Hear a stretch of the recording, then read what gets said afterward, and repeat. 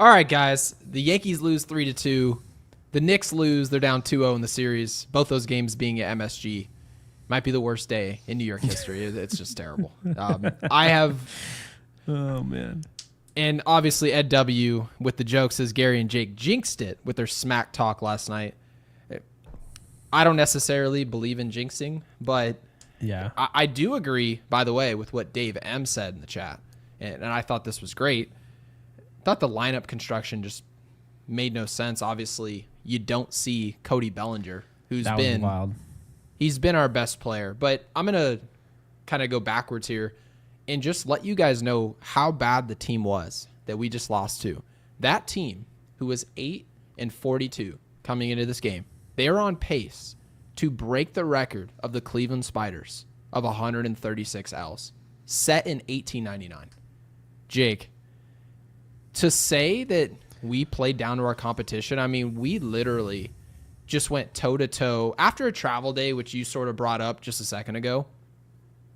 That is such an inexcusable, dismal loss. I just have no words for it. No part of it was entertaining. I think I could have lived with it, to be honest with you, if this was like some 8-7 game where we threw out our bullpen guys. Like we saw Tim Hill today. Tim Hill. Oh, we saw him. Tim Hill can get on a rocket ship. We send him anywhere. I don't care where. Zimbabwe. Send him. Yeah, we want another Titan sub, throw him on there. We have no business for him. So I could have lived with a loss like that where you just can't get outs and it's Colorado, balls flying. Like we took the over. We get that. But to come in here and to provide us 2 runs on the road against the literal worst team in baseball, it's not even close. Very disappointing. It's sad. And quite frankly, the best way I could sum it up, it was a waste of 2 hours and about 10 minutes. Is that how long it was? No, it's a total guess. I have no idea. It felt like it was 6 hours. Yeah, it was. Horrible I think game. it was like 3 hours. I mean, I'll just be honest. These games suck because I was just saying, as a fan, you want to watch. I mean, everyone forgets because it's sports. This is entertainment. It may not be sports entertainment like WWE, but it's supposed to be entertainment. So nothing about watching the Colorado Rockies is entertainment. I texted you. I was like, what do you say when somebody asks you what you're doing on a Friday night? You literally today could have said, I'm watching the Colorado Rockies play baseball. I should have just walked around the mall. And by the way, Mark, who has attended multiple Yankees games here in like the near past, he's been at Yankee Stadium. Yeah. Mark says, Mark, thank you so much for the 20. We really appreciate the support. Says, I will not be watching the rest of this series. I hope he's watching Yankees Unloaded, though, so we can at least sum it up for you. Yeah. Says, I don't care if we win the next 2 games 140-0. This is one of the most embarrassing losses. How do you even do this? How do you do nothing, literally nothing against this team? And I would describe it as that. Like, we saw some hard contact here and there in this game, right? Like, Austin Wells hit a ball hard. I think Paul Goldschmidt had some hard contact sprinkled in there. But my phone was buzzing off the hook as soon as the final out was made. And do you know, Jake, the topic of those texts mostly had to do with the at-bats of Anthony Volpe today? I was sitting here thinking that, oh, the starting pitcher for the opposing team is throwing 90 miles an hour. You don't see that for a reason. Like, I know technically if you're Greg Maddux, you can locate on the corners. It wasn't even great location. It was just dismal approach, just the at-bats were just bad. So, yeah, Mark, I don't blame you at all. I think these are like feels like the dark days of the summer where, yes, we're winning games, but at the same time, you play a series like this. Jake, you literally told me, you were like, we won't care about this if they just win the next 2 games of the series, but it still doesn't feel good. It just seems like we're just sleepwalking out there. Yeah, no, this isn't fun at all. I will say I'll blame some of it on the travel schedule. I thought it was terrible. The fact that, you have the off day on Monday. And of course, like, I understand someone brought it to my attention. Well, Texas had to travel. I was like, okay, well, make it so I guess the schedule lines up better. So Texas is traveling the same day, say the Yankees have to travel, whatever, however you have to make it, right? So I just didn't like that. I didn't like having to play that game yesterday, and then you're on the road and you have to go to Colorado. But at the end of the day, you got to win these games. These are the easy games. It's nice to get the tough stuff out of the way, but the easy games are aplenty. Not every team makes the playoffs. Actually, most of the league doesn't. This isn't the NBA. You don't have 20 teams in the playoffs, and then they try to hide it by saying, oh, no, it's actually only 8 teams that are in the play-in. And it's like, I don't care. The point being is that that's not the MLB. So you're playing against a lot of non-playoff teams on your schedule. You have to win these games. Gary, there were parts of Clark Schmidt I really liked today. I mean, he had 19 whiffs that he generated.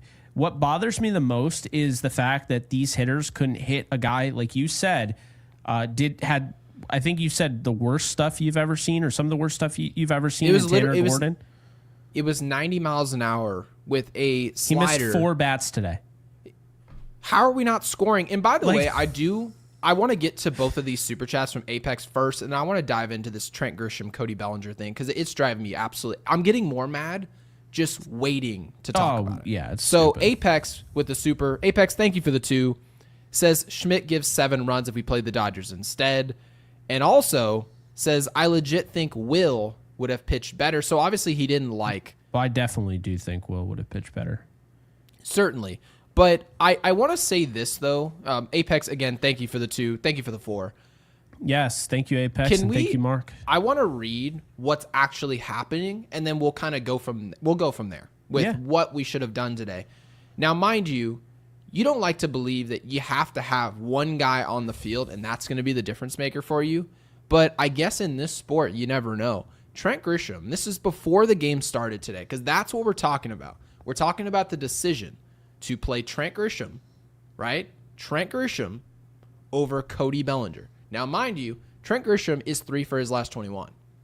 And that's not 2 bombs and a double. That's slugging 143. Now, mind you, Trent Grisham over his last 15 and 30, yes, his slugging is over 500. The numbers are there. So it's not like he's sucking. But Cody Bellinger, in his last 7 games, he's hitting 407. His last 15, you say, oh, it must not be as good, right? It must be closer to what, 250? No, he's hitting 361. In his last 30 games, he's hitting 292. Cody Bellinger is quite, by some way, our second best player when you equate for defense, which, you know what the broadcast was talking about all day, which I thought was ironic? They were talking about how difficult the defensive assignment was in Coors Field. With all the room out there, they were talking about the square footage out in the grass, and yet you don't have your best defensive outfielder in the field and your second or third best bat in the entire lineup. Why? Aaron Boone will tell you, well, there's this rotation. We want to keep guys fresh. Keep them fresh. Cody Bellinger should just play every day. In his play, any negative play will dictate a day off. If he has a series where he goes 0 for 4, 0 for 3, 0 for 3, you say, okay, let's give Cody a day. That's his day off. You don't leave him on the bench when he's hitting over 400 the last week and a half. Jake, I don't understand it. I don't get it. It doesn't bother me when we win because you have talent on the bench. But when you lose, especially to a team like this, you can't have talent like that just sitting on the bench. I had people texting me like, why is Cody not playing? I'm like, I don't know. How the hell do I know? He's like, is he hurt? I was like, no. Like, I don't know why he's not playing. I had no idea. I honestly just couldn't believe today. Today felt like just weird. I don't know. The lineup didn't make a lot of sense. I would have pinch hit for Volpe. You have Cody Bellinger like on the bench. I don't know how you don't use Cody Bellinger. I don't know. There's a lot of it I just didn't like. But, yeah, what are your thoughts on Coors Field? Because I actually remember when I was playing it in the show, I remember liking it in, like, you know, when you're doing, like, home run derbies. Mm-hmm. But as far as playing a game there, I don't like it, Gary. I got to be honest with you. I think that is the most obnoxious outfield in baseball, without a doubt. It almost feels like we're playing at Polo Grounds. And I understand, technically speaking, when it comes to center baseball, field, yeah. Baseball, if you look at the dimensions of literally any other ballpark in the world, okay, let's just talk about Major League Baseball. At best, the worst thing we've seen is probably in Baltimore with what they did in left field, but they got rid of it. Dumb. They got rid of it. Yep. Why? Left fielders were standing way out at the track. Everything falls because you're playing that deep. Playing that deep, think of it this way. if left field is deep, right field is deep, center field's deep, well, now the gaps are just that much more wide. Look how much room you have to cover. So you're playing in Colorado, the ball flies, it carries, right? And now bleeders are falling in.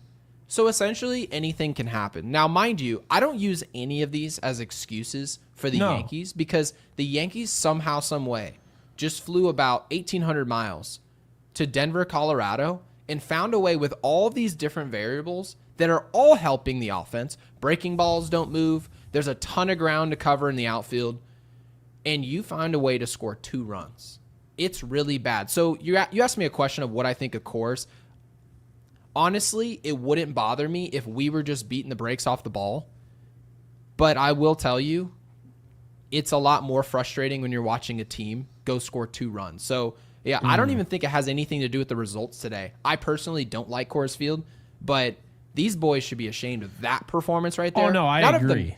That was just it totally dismal, embarrassing, and I know you mentioned the travel. I don't give a rip if these boys flew in and landed at 10 a.m. and played a game at 12:30. You are playing a team that is on pace to lose 135 games. You should be winning all 3 of these games. You just should. And I understand. I agree. It's just how it goes. So I did see in the chat some people said, well, they beat the Padres earlier this year. Well, I don't care. We're not the Padres. Well, and then I see in the chat like excuses, and I'm like, well, hold on a sec. We're setting the stage. We like to touch on every little piece of detail and actually provide context before we make an actual we basically put out our thought process, right? And Gary and I are not making excuses. Like, this is not a good performance. Excuse would be like, yeah, no. Here's the thing. You can, in my opinion anyway, maybe I'm wrong here, but in my opinion, you can identify variables and not necessarily blame them for the result. Does that make sense? Like, I can say Coors Field is not my favorite field, but I'm not saying that they lost because they played at Coors Field. Yeah, I almost feel embarrassed. Remember, I think it was maybe 3 or 4 days ago, Jake, I mentioned this Yankees team, at least so far, has done a good job of not playing to the level of the opponent. They've beaten up. You play Milwaukee at the beginning of the series, they beat up on them, right? Milwaukee's not one of the better teams in the league. They're not terrible the way everyone said they were, but we showed up to the yard thinking we were the better team, and we went and punched them in the mouth. Last year's team, we'd beat some really good teams during the regular season, and then they'd show up in a game like this and lose a game like this. So this was such a step in the wrong direction for me. And obviously, it's just one of 162, so I won't remember this game in 3 weeks. But I will tell you, I will remember it if they don't go beat the brakes off of this team the next 2 games in this series. I promise you that. I'll always remember how I felt on this day because of this. Just like you'll always remember how you felt when I was doing the NFL draft and the A's Yankee game was like the worst thing you've ever seen. Yeah, that's also because I had to do the show by myself. So, yeah. I mean, that didn't help. And just by the way, in your do head. you want to read this, Super? Because I definitely can tell you. I don't even think I know how. Porco Dio and Antonio Volpe, get ready to learn Yinzer, buddy. Is that... So he's trying to send him to the Pirates, I guess. Also, Boone is a sucker walking in the streets of the Bronx and mismanaging. At some point or another, like I blame Boone. I blame Boone for not playing Bellinger, but I don't blame Boone for grown men not knowing how to hit in Colorado of all places. Like, yeah, that's hold on not a second. Boone. Now, mind you, I hate the idea. Now, I love what Trent Grisham's done this year so far. Like, the totality of what he's done, he deserves some burn. But does he deserve to play tonight over Cody Bellinger? No, absolutely not. But having said all of this, let me just go ahead and read the names. Trent Grisham, Aaron Judge, Ben Rice, Paul Goldschmidt, Jason Dominguez, Anthony Volpe, Austin Wells, DJ LeMahieu, and your beat, B-Boss. Those guys all dressed out tonight. I didn't see very much good baseball played by anybody other than Aaron Judge, who hit a homer. There was nothing. Yeah, so Aaron Judge went 2 for 4. And you can blame Boom all you want to. And mind you, there are certainly things to blame him for. But for the loss, the difference between beating the Rockies tonight or not was Cody Bellinger's presence. How bad did these boys play? I'm not making any excuses. These dudes just crap down their leg. Horrible. So, Tim, I understand the frustration.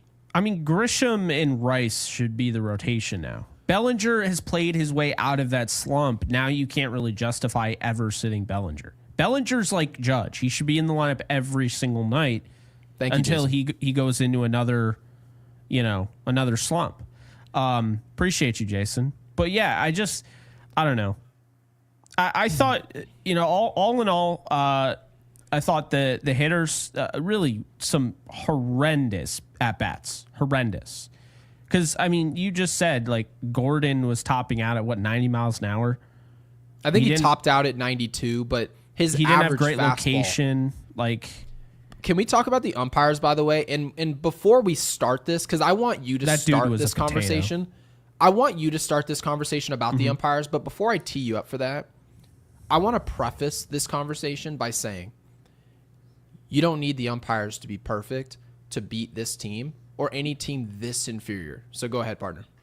Yeah, absolutely. So again, we're talking about the umpires doesn't mean, again, it's an excuse. It's talking about a variable, an important variable.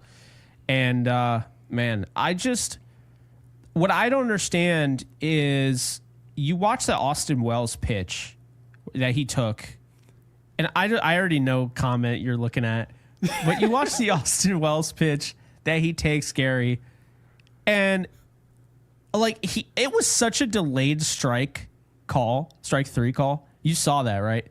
Yeah, but where was your beat running to? Did you hear the broadcast? There was a bad call. It was outside, but he started moving to the dugout. It was a ball. Yeah.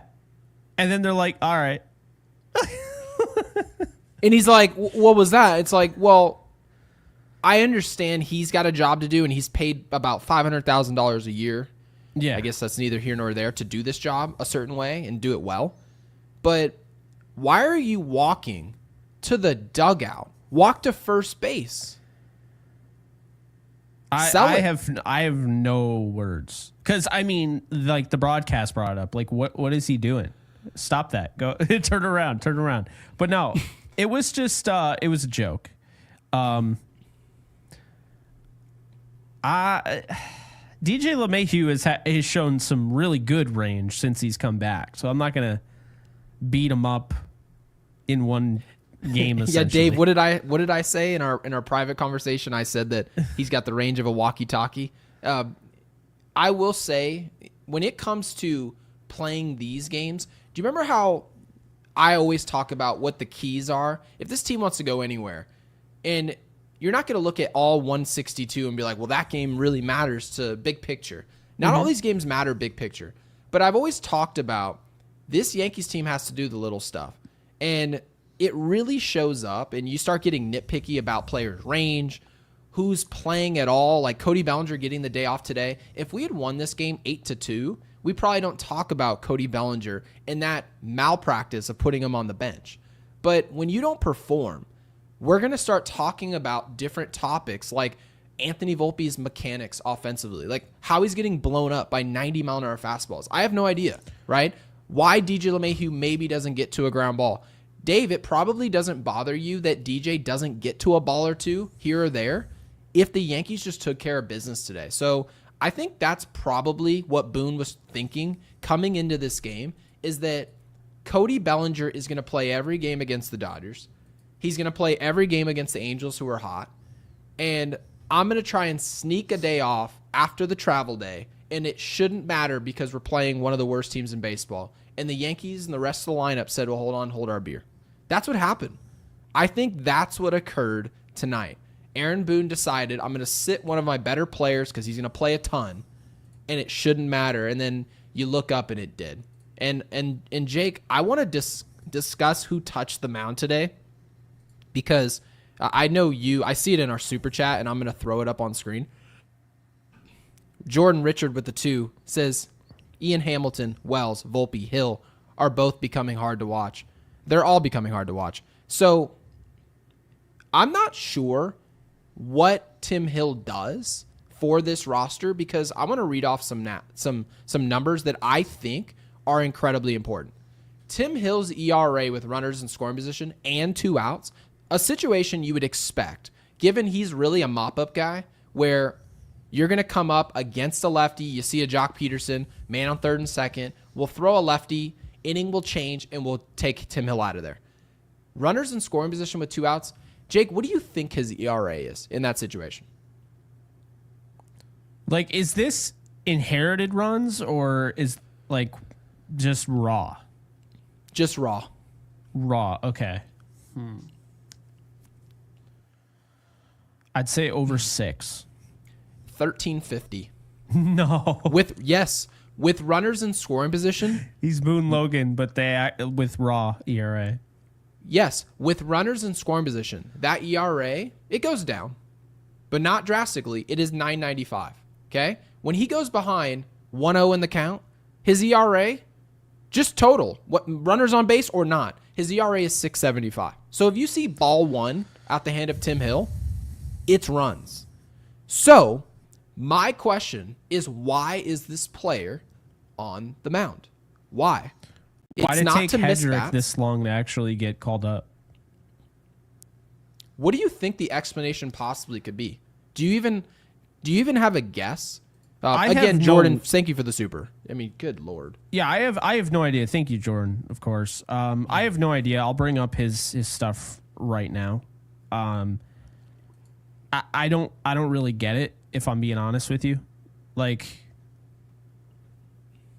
so you're telling me okay, so this isn't updated, it doesn't look like. But he's now pitched, I believe now it's 7 1/3. And he hasn't given up a run. And I think how many hits has he given up? Like, is there anything, by the way, while you look at this sheet, and audience, if you guys can squint your eyeballs and read everything that's on that screen, can you locate something that Tim Hill does better than this player? Now, I'm not saying that this is prime Andrew Miller. It's not that. We're talking about the bottom of our roster. But you do, in order to occupy the bottom of someone's roster, you need to have an angle as to why that player occupies that position. I want someone to explain to me. He's given up 1 hit. Why? 1 hit and how many innings of work? Well, now it would be 7 1/3. That's good. I know. It's good. He only gave up 1 hit against Arizona. Didn't hurt it because he struck out the next guy and got out of the inning. Yeah, so I see walks, right? I see that in the chat. So yeah. I'm assuming command is somewhat of an issue for him. He's got 2 walks. 2 walks and 7 innings of work? Mm-hmm. I mean, come on now. Right? This is what I'm saying, though. There are guys like this that don't get called up. That come, like, when they show up, they do this. And then they're gone because they prefer, I don't know, somebody to get, like, soft contact or whatever. But how about, I don't want any contact. Like, I want this. Hedrick misses bats. Hedrick gets strikeouts. Like, well, I guess what does it matter what the exit velocity is off the barrel if you don't prevent runs? I don't know if anybody in our audience or anyone who watches this baseball team, because there are a lot of people who watch this Yankees team, I don't know if you can locate maybe 2 or 3 people in the whole base that care if we give up a run or not based on hard or weak contact. You either give up runs or you don't. And I'm of the nature, when I watch Tim Hill, when by the time he shuffles and it's time for him to go take a shower, I'm usually displeased. I'm usually ground unhappy. Ball pitcher. 100th percentile. But, like, again, ground ball percentage doesn't mean you win every time. It just doesn't. Yeah, the ball might be grounded into the outfield grass. Like, I mean, I don't know. I'm kind of tired of watching him, to be honest with you. I'm not really a big fan of what he's looked like, and he just comes in and it's just hard contact. Like, you know, and you see, okay, but look at the average exit velocity. Gary, that was like really good for him initially, and now all of a sudden that's starting to move up. That's above average now. Like, you know, I don't know. I hate watching sidearm pitchers. I mean, I don't mind it as long as they just. I don't like his like hop. That's kind of annoying. I think I've always hated it. Like I remember watching Sergio Romo strike out Miguel Cabrera, who won a triple crown in the World Series. It was literally the final out. He takes strike 3 on a backdoor 2-seam after flipping him like 4 sliders in a row. I hate it. There's nothing I hate more. Mike Myers, the submarine pitcher. I was sitting here thinking this was going to be therapeutic, and I'm just getting more mad. Paul Quantrill. As this is going. And I want to get to this super from Dave. Dave absolutely cannot stand the presence of DJ LeMahieu, and obviously he's absolutely entitled to that opinion. He says DJ LeMahieu has 2 roles on this team. 1, emergency late inning or injury replacement on the infield, or 2, pinch hit only when you need contact, bat on the ball. So given the situation right now, I would sort of disagree just from the simple standpoint that, remember, Jazz Chisholm, as bad as he was playing before this injury, we didn't have a better option to play. We really don't have a ton of infield depth. And I don't mean first base, right? We've got Ben Rice, we've got Paul Goldschmidt.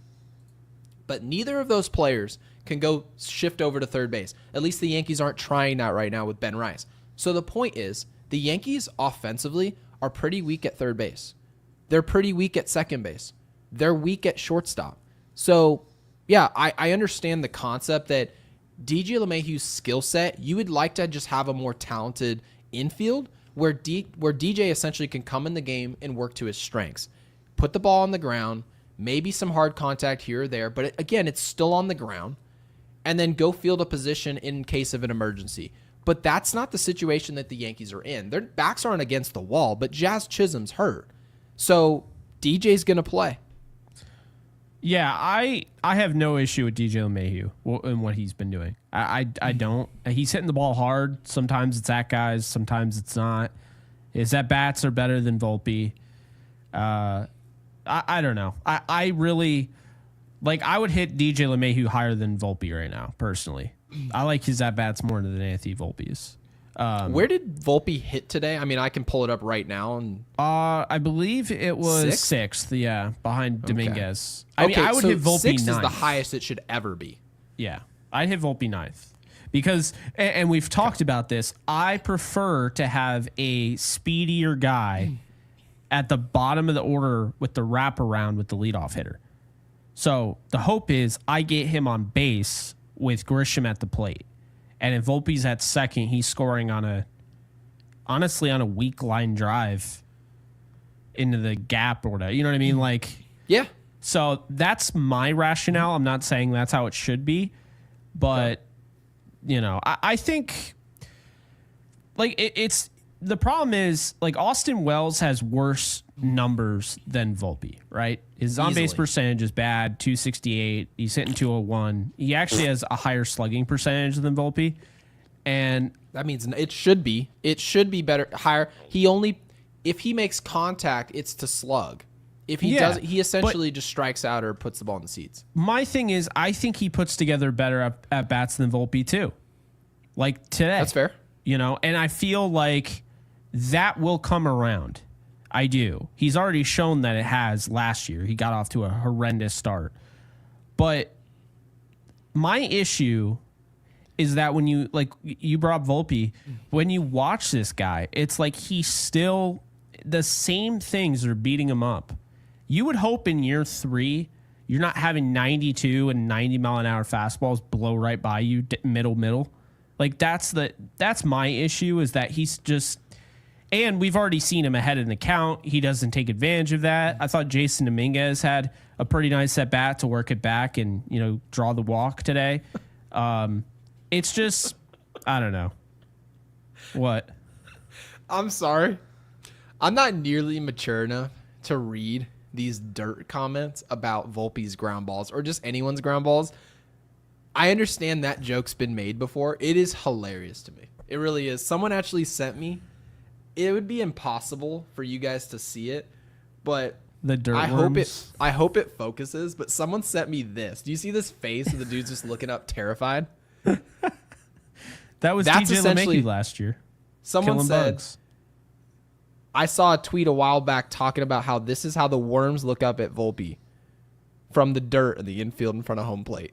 It's like, dude, that is so funny to me. And I mean, it's really funny. It just is. Yeah. Noble Demon Tim. Name is very difficult to read. But thank you for the 5. Says, I refer to Boone as a sucker. I knew he was cursing. He said, as a sucker for being the New York Yankees manager to hand the franchise L records versus, and this is important, Boston and Houston. Those are our rivals. And yes, I did cuss at Volpe in Italian. So again, Tim, thank you for the 5 and supporting this channel. Tim. Obviously, the temperature in the room, people are not in love. They're not in love with Anthony Volpe right now. And I think when you lose games, especially to a team like this that's as bad as the Cleveland Spiders, someone has to be the face of that loss. And Anthony Volpe is the easy target. But yeah, why would you ever name your team the Spiders?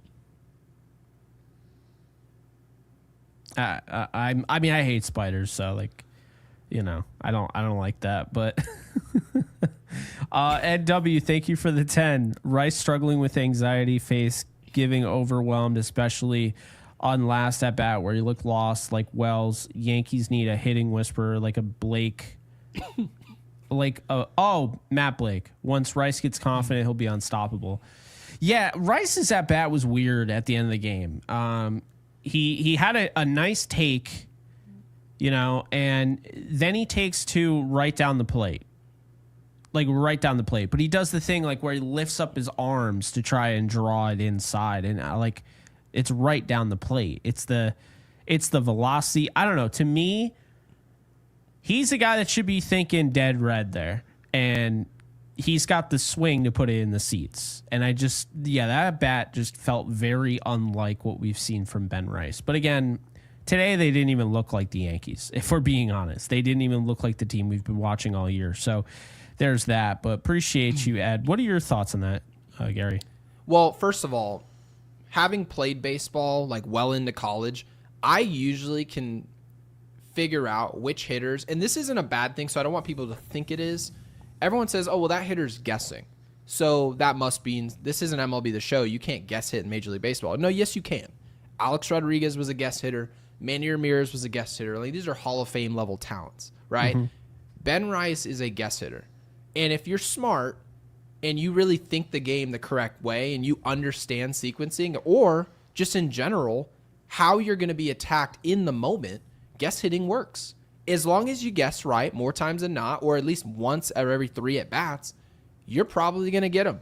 And Ben Rice in that situation, I mean, he's getting a heater. And like you said, he's pulling his hands up like the ball's inside. It wasn't even close to inside.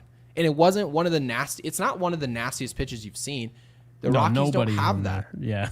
It just wasn't. It was guess hitting. It was him with some other understanding of what they were going to do in that moment, and they did something else. So, yeah, it is frustrating to watch, especially, like I said, in a loss. You're going to talk about maybe a player being a guess hitter and then how that's a bad thing. Ben Rice is just going to take some at-bats where you're wondering why is he taking that pitch. Another player on our roster who does something very similar is Cody Bellinger. Cody Bellinger's considered a hot offensive player right now. He's a guess hitter. He's a guy who will take a fastball right down the middle, wave over a slider in the dirt if he guesses wrong. But as the season goes on, he starts to figure out the sequencing and start playing better. So, yeah, I'm not worried about Ben Rice. I'm just not. I just think that this is a product of his style of play. And Dave, this is a point, Jake, that actually you alluded to, and this is about the counts. You get a 2-0 count. And I just mentioned earlier how Tim Hill's numbers with a 1-0 count balloon his ERA to 6.75. So obviously, getting behind in the count directly impacts you negatively as an arm in this game. It is harder to get guys out, clearly. Anthony Volpe gets a 2-0 count against what I called some of the worst stuff I've ever seen. A 90-mile-an-hour fastball. And this is not some power sinker or some sidearm sinker. This is an over-the-top 90-mile-an-hour fastball. And Dave brings this up because it's frustrating to be late in a predictable count to receive a fastball. That, to me, makes no sense. Whether you're a guess hitter or you're a pitcher that wants to read the ball, it doesn't matter. With a 2-0 count, you should be guessing a fastball. And if you don't get it, you take it. But Anthony Volpe, to Dave's point, he's bruising the worms out there. He's hitting ground balls on 2-0 pitches. He's bounce passing it to the third baseman. It shouldn't have happened. And obviously guys get out all the time, but they don't often have at-bats against some of the worst arms in the league, get ahead 2-0, and then make a swing like that. It wasn't hard contact. It wasn't. Yeah, no, it definitely wasn't. Appreciate you, Dave and Ed. Appreciate you both. I want to just highlight this real quick. Now, this was always kind of a weird trade for me because the Yankees went after a prospect and traded away a player that I think many of us thought was going to be the backup behind Wells. Yeah. Shield your eyes if you don't want to see, like, bruh, he's hitting 291 and he's got an 837 OPS and he's got better pop time than Austin Wells. And this is pretty much, you would say, comparable defensively. So yeah. Okay. Well, now, let me ask you this. Now, what do you like mean by Austin like Wells. defensively? What is it that you love about Austin Wells defensively? I should start off with. Well, I mean, the only thing that he really struggles with is pop time. So what I'm saying is that Narvaez essentially has better pop time than him and is comparable with the blocks and, you know, the framing and all of that. Do we have Austin Wells' blocking numbers by chance? And I do think Austin Wells is going to turn it around, but yes, this looks like a terrible optic right now. Yeah, okay. So, and his blocking was way higher, so it's actually gone considerably down. Yeah, the framing he's great at, but this is interesting. I love Austin Wells, like homegrown player. I've been a fan of him for a while. But could you not make the argument at 25? Narvaez is 26. If he doesn't get his bat right, and I do believe he will, but if he doesn't, he's not going to be that valuable when they get rid of this. Because framing isn't going to matter when you have robo-umps in a year or two. I was just going to bring that up. So that's a concern. But also, this is why I'm not a fan of just trading all their guys willy-nilly. Like, I felt like Narvaez could have had a role on this team. I do think he's better than Escara, as much as I like Escara. It made sense to trade Trevino, but it just seemed like they were definitely rushing this offseason to, like, just remove guys. Like, they traded away Cortez, and that was a little surprising because you knew they were going to trade away Stroman, or at least that was what we were told. Yeah, the unloading two catchers there was kind of wild to me. Okay, I don't believe in Austin Wells' bat. I'm just gonna say that. Well, you never have, so I hear you. Yeah, so you've been consistent on that. I was trying to get open-minded last year. Yeah. He wasn't getting the results. They just weren't there. He was hitting 165, but you mentioned the exit velocity and how that was eventually going to translate into results. By the time we got to the All-Star break, the results were starting to materialize, and we're like, okay, he's hitting 250, he's got pop, and then obviously the framing numbers were similar to what you see here. Like, he's one of the best framers of the baseball. But also the blocking numbers were better. Now he's league average. So where I'm at with this player is that he started struggling, would you say comfortably, Jake, in August of last year? I would say, yeah. I would say right around that time, and then it just carried on into September, October, and I would even say now. I mean, I still think he puts out good at bats. I think he shows tendencies that do translate, but then he also has some horrific at bats. And I think this is somebody who, for whatever reason, just doesn't look like he did in July of last year, in June of last year. And so it is a little concerning. I would say probably around late August is when he started to struggle, Gary. Okay, perfect. So this is where I'm at, actually.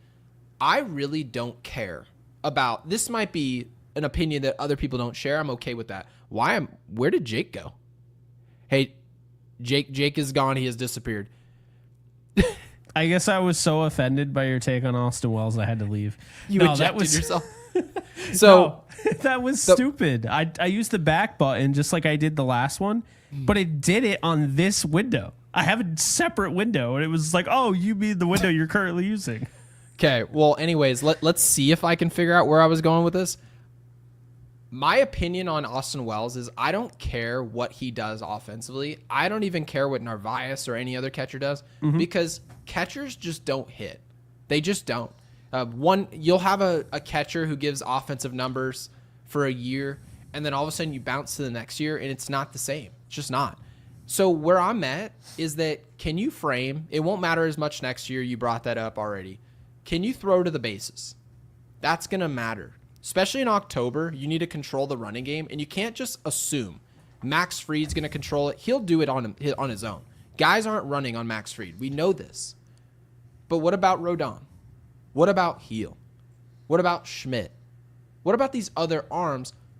Is Austin Wells, and you just mentioned the concern you have, and it wasn't even as bad. He's not hitting, but your concern was pop time. So he's not really blocking the ball like at some exceptionally high clip. He's not hitting. You said he's not throwing, but he hit last year in July. So do I think he has the physical tools to hit? Yeah, I think he physically can do the task. But when I look at your numbers from last July all the way until October, you were one of, literally, and this is not my opinion, you were one of, I'm paraphrasing, the worst bats in the league. He was an out in October, an automatic out. He was completely unplayable. Then you get into this year, we just made the assumption he's going to reset, recalibrate, and that's reasonable. We get into the season, and it seems like now he's this defensive catcher again. And you look up at the numbers, framing is essentially his calling card. So all I'll say is this.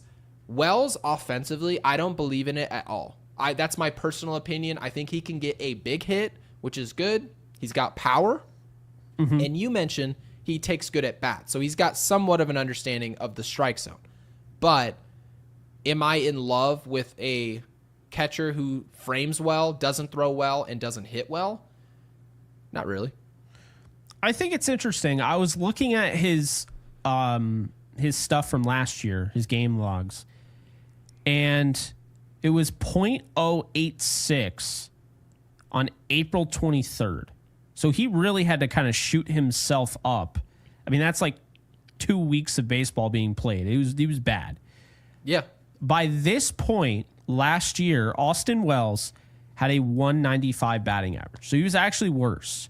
Slightly worse, yes. Yes. Then, and he hit 213 in the month of May. Then in June, he hit 238 with a 769 OPS. And then in July, he had 277 with a 941 OPS. And actually, I was wrong. August, he exploded, hitting 325 and a 936 OPS with a 391 on base percentage. He had there's just probably about 10 multi-hit games in August. So July and August, he was superb. Superb. Then September, he just falls off a damn cliff. I mean, we're talking about Gary, I'm not kidding you when I say he had 8 hits and 72 at-bats. Do you remember actually what happened? By the way, I think it just hit me. Do you remember what happened around the time when he fell off the cliff? Well, the Yankees needed him, and they were struggling. He started playing every single day.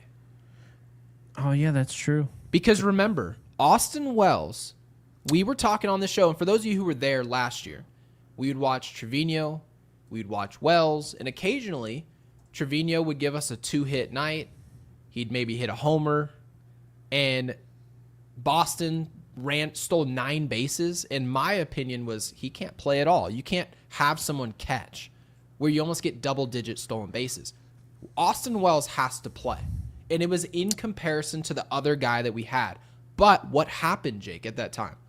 We were watching Trevino get on the field half the time. They were just throwing him out there. So they said it wasn't a platoon. They didn't call it that, and technically speaking, it really wasn't. It wasn't like this lefty-righty thing. They literally were splitting time. And then all of a sudden, Austin Wells became this shoe-in every single day player. And the bat just fell off a cliff, but he's still technically a good catcher. So, Yeah, Well, I don't know. It's interesting you say that because I had to look it up. Trevino only took 13 at-bats in July and 14 in August. So he really didn't play that much. Yeah. I looked. It's actually June, he had 51 at-bats, and May he had 54. So actually, if anything, the pattern shows when he started playing more in September. He played better. No. Austin Wells played worse when Trevino started playing more in September. Because his at-bats went up to 27. But I don't think there's anything to really suggest that Austin Wells... Like, I understand the point you were trying to make, but I don't think there's anything to suggest Austin Wells was, playing worse when Trevino came back because Trevino came back. But I will say, I do think there's evidence here to support once he started getting, increased at-bats, he was playing better. And I think he was in a rhythm. But based on this year, it's like, what can you really say? Because he plays every day except for a game a week. Yeah, he plays as much as you could ever. So no one should ever look at anybody else. He might just be, and again, it's way too early in his career to know this, Gary, because last year was his first legitimate full season. Right. But it looks like he could just be a guy that struggles at the beginning of the season. And that's what I'm hoping for, and I'm sure the Yankees are hoping for. Because if he's a guy that just is going to turn it on in July and August, it's going to win him a lot of baseball games in the meat of the season. Now, I would sacrifice you turning it on in July if I could have you move that on over to October, right? So, obviously, beggars can't be choosers. But, no, I think Wells is better than average at catcher because, like you said, most catchers can't hit. I do think he has that. But clearly, back-to-back seasons, he's gotten off to almost the exact same start. And, I guess, only time will tell, really, Gary. Yeah, I got another super chat I need you to read. Go ahead. Noble Demon Tim, thank you so much for the 5. Out of frustration, I meme Harold Siegfried Steinbrenner, complete with the subtitles German word of the day, Dummkopf, during the 2023 season. I feel like we need the bouncing ball at this point. I have no idea what that means, but I hope I don't get canceled for saying that. Honestly, stupid person, okay.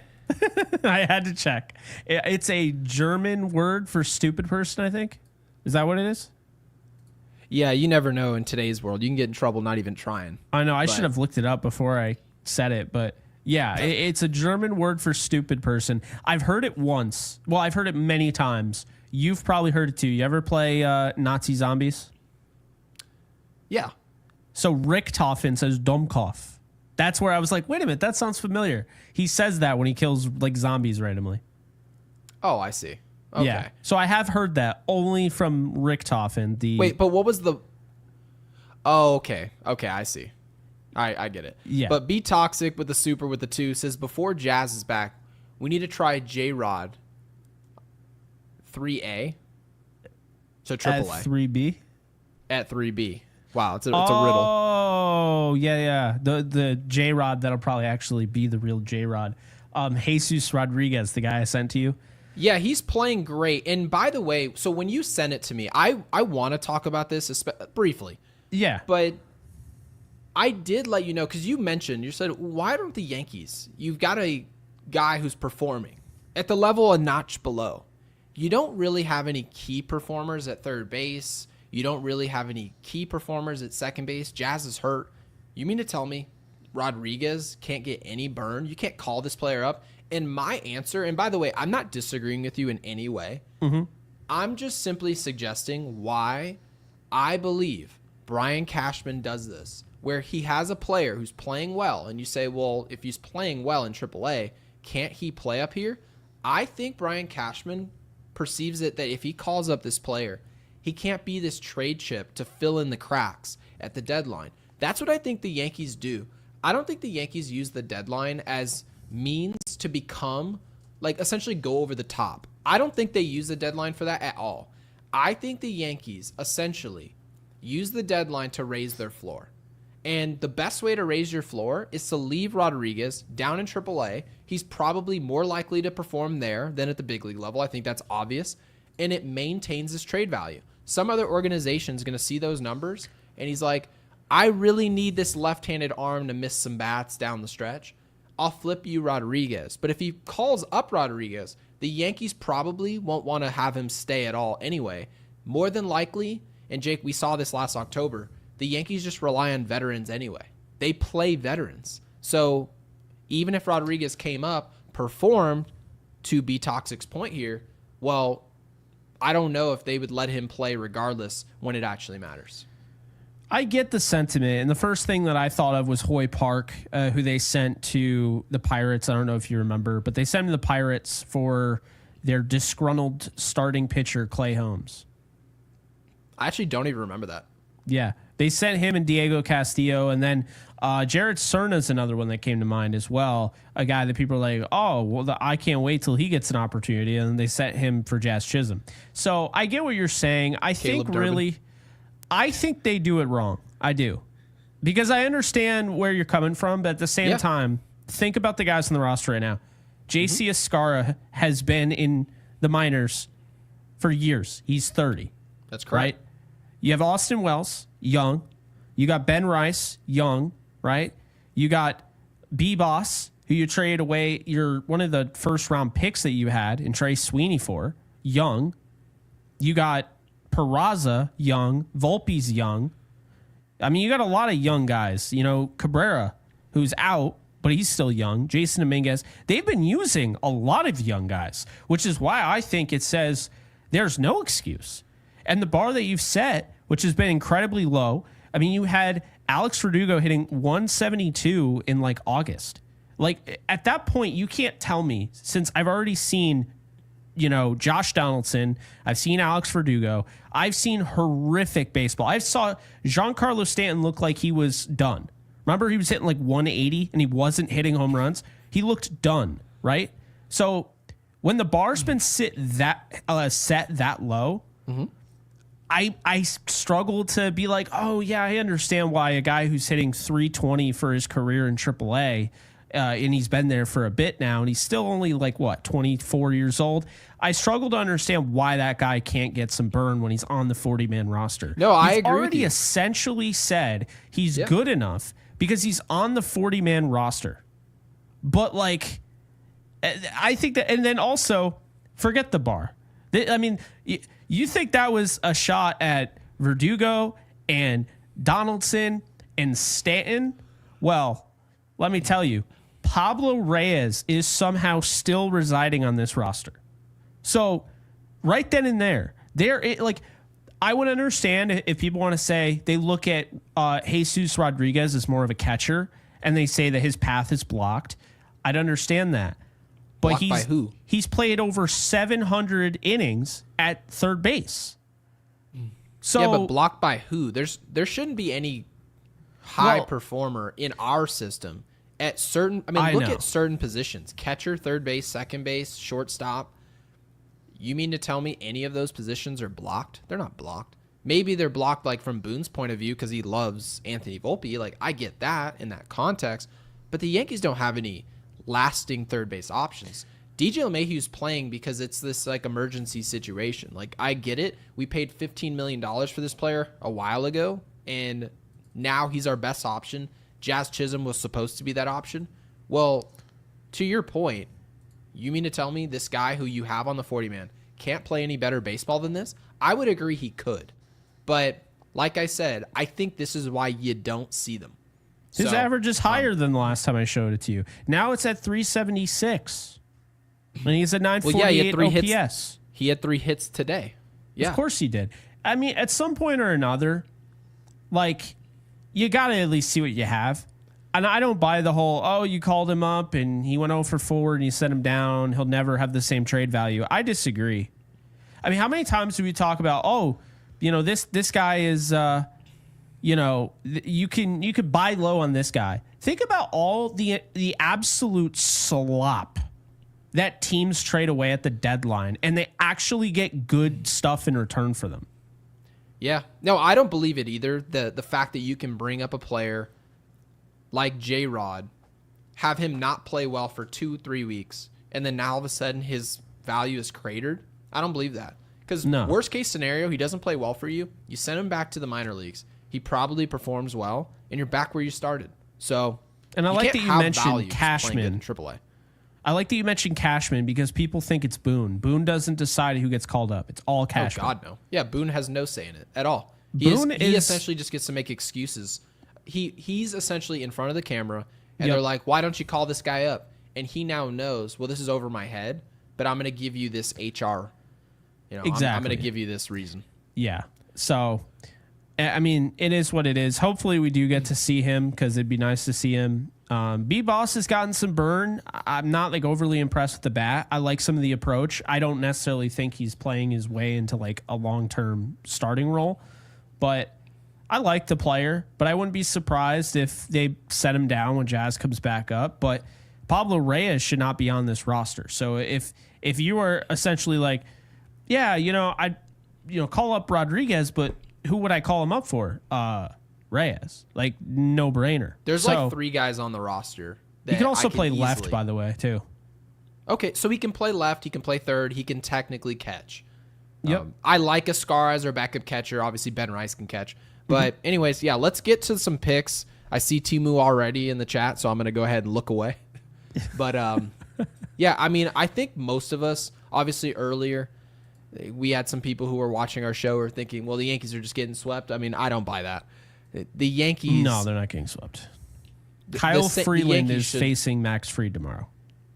Yeah, and I don't expect Max Fried to be the usual Max Fried, just for the simple fact that a lot of his stuff is 12-6, curveball, slider, a lot of breaking stuff. And from what we've heard, breaking stuff, they just doesn't move the same way in Colorado. So this craft stuff from Fried, I don't expect to move the same way, but Fried is still much better than the guy who's on the other side. And the Yankees should throw a punch back tomorrow. Yeah, I'm actually going to look up real quick before we get into this. I want to look up Max Fried's splits against in Colorado, right? Because I want to see how he pitches in Colorado, Gary. His career ERA is below 3. Just for those of you who want to know what his baseline looks like. Now we'll see what this number looks like. So in Colorado, he has a 3.66 ERA. Oh my innings, God, I was going to guess that. 32 innings, and he's got a 1.25 whip. He has 30 strikeouts in 32 innings. He's given up 4 home runs. Okay. 13 earned runs in 32 innings. So, I mean, that's not bad. It's really not. He's also a ground ball guy, technically. Like, that's how you would describe him. So, in theory, this isn't like Garrett Cole taking the mound, where Garrett Cole is his usual great self, and then you can throw him in Colorado. He and Rodon are both fly ball pitchers. They're both four-seam guys that want to carry a four-seamer past you. That's what they do. Yeah. Max Fried is not that way. It's sinker, it's slider, it's 12-6 curveball, it's changeup. No, this technically should not be a loss. It's baseball. They still got to go out and play. But Max Fried should take care of business. I like Max Fried's over on 5.5. Okay. What about you? Because he basically averages about a strikeout an inning playing in Colorado. Yeah, can we take the over on Volpe ground balls tomorrow? Number of bugs squashed by Volpe. Yeah. Number of keep in mind, Clark Schmidt had 8 strikeouts today. So I think they're free swinging, man. I'm definitely going to go with Max Fried over on 5.5. I like that. Yeah, I'm fine with it. Kyle Freeland, I'm not touching with a 10-foot pole. No, Kyle Freeland should not strike out more than 3.5. No way. But I'm taking the under. I'm not even touching that. It's too. You don't have to touch it, but I don't think he's doing that. Kyle Freeland is not good. Yeah, and then the hits.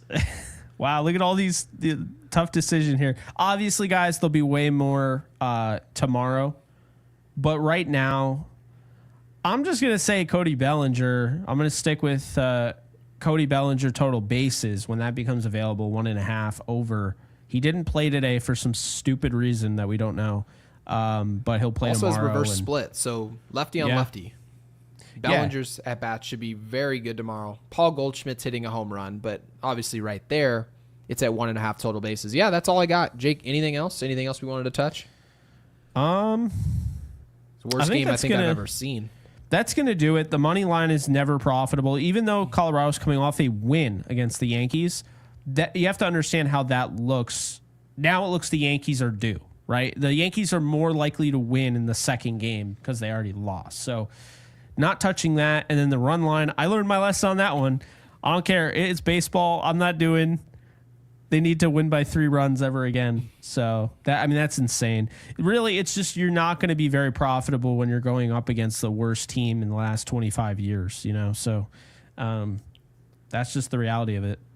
So yeah, I wouldn't even touch this either. I don't know how tomorrow's going to go. I just know that Max Fried is going to strike out more than 5.5. And I think Cody Bellinger is going to have at least 2 total bases. And the Yankees are going to win, but it's not profitable enough for me to throw it on there. Okay, and guys, make sure you guys like the video and you subscribe if you're new. And Jake, I've got nothing for the comment section. Do you have anything that our audience could drop in, not in the live, but in the video when we're done? Yes. So drop your least favorite. No, that's too negative. How about this? I was going to say your least favorite reliever. We just got Tidwell. No, we wouldn't have. All right. How about this? Drop your favorite pitch. I'm curious. I'm sure some people will say fastball, but I'm curious. I want to see how many crafties are in here. So, yeah. What's your favorite? Feeling we're going to see. We have an older audience. I'm going to assume they're going to be like, there's nothing better than a good located changeup. That's what I'm going to assume, because that's my favorite pitch. My favorite is the 12-6 curve. I freaking love it. It definitely has the most risk for a hitter to look like a fool and be on Pitching Ninja. So yeah, I just remember watching Barry Zito, greatest motion ever for a lefty. He just looked perfect, like as a lefty. 12-6 Actually, curve. by the way, so I see it very similar to this. So what a name. I didn't realize. I thought that said Joe Montana. It says Joe Mama. Wow. No, dude, the Avi's even better. God. Anyway, give us your favorite pitch in baseball, right? Pitch type, but also give us the name of the player who released it. Give us your favorite. Yeah, your favorite pitch. It could be a Dwight Gooden curveball. It could be, like Joe Mama says, a Randy Johnson slider. Randy Johnson slider's up there. It could be a Trevor Hoffman changeup. I have no idea why. I would say Barry Zito's 12-6. I freaking loved it. That's fair. Anyway, that is going to do it. Just a final word from our friend there. Cheeks is slapping. I don't know. I said slapping. Oh, my God. I was trying to say slacking. All right. Just like the video. Yeah.